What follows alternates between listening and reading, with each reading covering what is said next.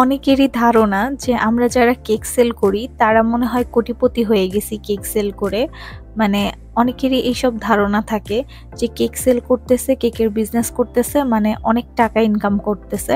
But ব্যাপারটা আসলে এরকম না।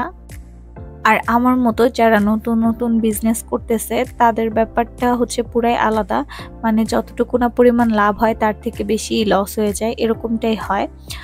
তো আর হচ্ছে আস্তে আস্তে যখন আমি বিজনেসটা বড় হবে ঠিক তখন হয়তো বা লাভ আসে।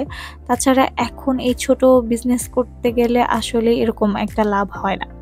আর অনেকেই মনে করে যে কেকের প্রাইস হয়তো বা অনেক হাই বা অনেক বেশি রাখি আমরা, কিন্তু এটা আসলে না। আমরা হচ্ছে কেকের জিনিসপত্রের দাম এত পরিমাণে বাড়ছে, আর সেজন্য হয়তো বা কেকের দাম আমরা মাঝে মাঝে বাড়াই দিই বা ইয়া করি।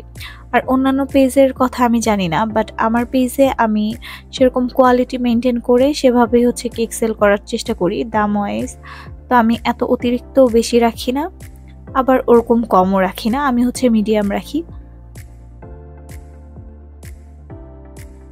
এটা ছিল 1 পাউন্ডের মধ্যে একটা চকলেট কেক, আর এই চকলেট কেকটার উপর প্রচুর পরিমাণে চকলেট টপার দেওয়া হয়েছে। আমি বলবো যারা হচ্ছে চকলেট প্রচুর পছন্দ করেন তাদের জন্য এটা একটা বেস্ট কেক হবে। আর আমাদের কেকের প্রাইসগুলো জানতে অবশ্যই আমাদের পেজে ইনবক্স করতে হবে। আজকে ভিডিওটা এখানেই শেষ করছি। সকলকে আল্লাহ হাফেজ।